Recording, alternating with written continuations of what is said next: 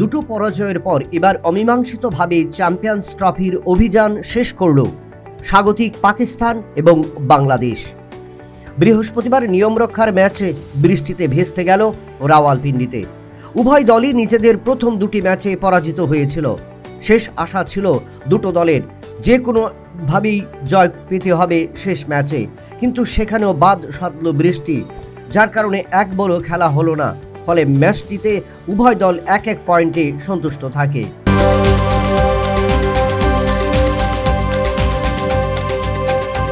আগামী 2রা March champion ট্রফির group লিগের শেষ ম্যাচে মাঠে নামবে পয়েন্ট তালিকার শীর্ষে থাকা দুই দল, একদিকে ভারত আর অন্যদিকে নিউজিল্যান্ড।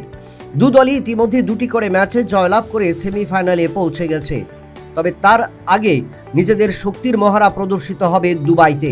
ইতিমধ্যেই দুবাইতে অনুশীলন শুরু করেছে উভয় দল। তবে সেই ক্ষেত্রে ভারতীয় দলের চিন্তার ভাঁজ। অসুস্থ হয়ে পড়লেন দলীয় ওপেনার শুভমান গিল এবং অধিনায়ক রোহিত শর্মা, যার কারণে অনুশীলনে যোগ দিতে পারেননি এই দুইজন। অন্যদিকে সুস্থ হয়ে মাঠে ফিরেছেন উইকেট রক্ষক ঋষভ পান্ত। আগামী 48 ঘন্টার মধ্যে রোহিত এবং শুভমান সুস্থ না হলে নিউজিল্যান্ডের বিরুদ্ধে অনেকটাই চাপে থাকবে ভারতীয় দল। তবে চিকিৎসকরা জানিয়েছেন সুস্থ হয়ে মাঠে ফিরছেন দুজনেই।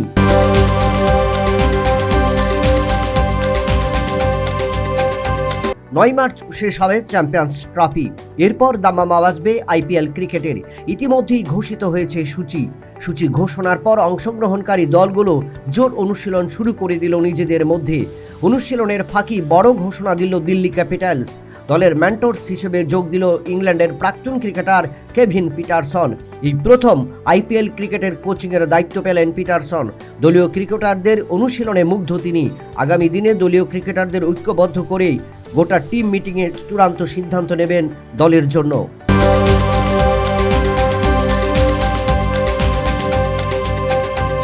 নয় বছর পর খড়কুটো পুড়িয়ে চ্যাম্পিয়ন্স ট্রফির আয়োজন করেছিল পাকিস্তান। ভরসা ছিল ট্রফি জয় করে খরা কাটাবে, কিন্তু শুরুর 4 দিনের মধ্যেই প্রতিযোগিতা থেকে বিদায় নিল আয়োজক দেশ পাকিস্তান। গোটা দেশ জুড়ে সমালোচনার ঝড় শুরু হলো দলীয় ক্রিকেটারদের যোগ্যতা নিয়ে। দেশের সিংহভাগ প্রাক্তন ক্রিকেটার অধিনায়ক রিজওয়ানের অধিনায়কত্ব নিয়ে আঙুল তুললেন। এবারে সে আগুন থামাতে ব্যস্ত পাকিস্তানের প্রধানমন্ত্রী শাহবাজ শরীফ।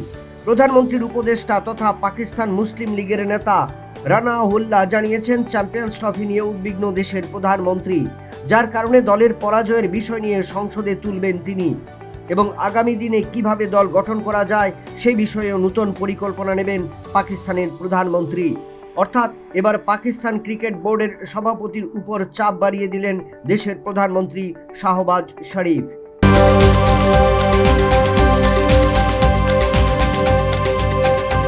বিএন মল্লিক সর্বভারতীয় পুলিশ ফুটবল প্রতিযোগিতায় লজ্জাজনক হার ত্রিপুরা মহিলা পুলিশ ফুটবল দলের। ঘরের মাঠে হজম করল 10 গোল। তামিলনাড়ুর পর এবার আসাম রাইফেলসের কাছে ধরা পড়ল ত্রিপুরা পুলিশ। বৃহস্পতিবার সান্ধ্যকালীন ম্যাচে প্রথমার্ধে 5 গোল এবং দ্বিতীয়ার্ধে আরও 5টি গোল হজম করে ত্রিপুরার মেয়েরা।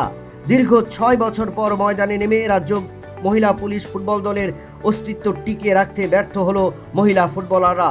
তবে মাত্র 3 সপ্তাহের অনুশীলনের পর মাঠে নেমে মহিলা ফুটবলাররা যে পারফরমেন্স করেছেন তাতে অভিভূত মাঠের দর্শক। আর অন্যদিকে এত গোল হজম করার পেছনে রাজ্য পুলিশের ঊর্ধ্বতন কর্তৃপক্ষকেই দায়ী করলেন মাঠের দর্শক। কারণ দীর্ঘ 6 বছর মাঠের বাইরে থাকার পরেও ঘরের মাটিতে নিজেদের পরিচয় দিল মহিলা ফুটবলাররা। বুঝিয়ে দিল অনুশীলনে থাকলে চ্যালেঞ্জিং ম্যাচ মোকাবিলা করতে পারত রাজ্য দলের মহিলা ফুটবলাররা। Bureau report, news vanguard.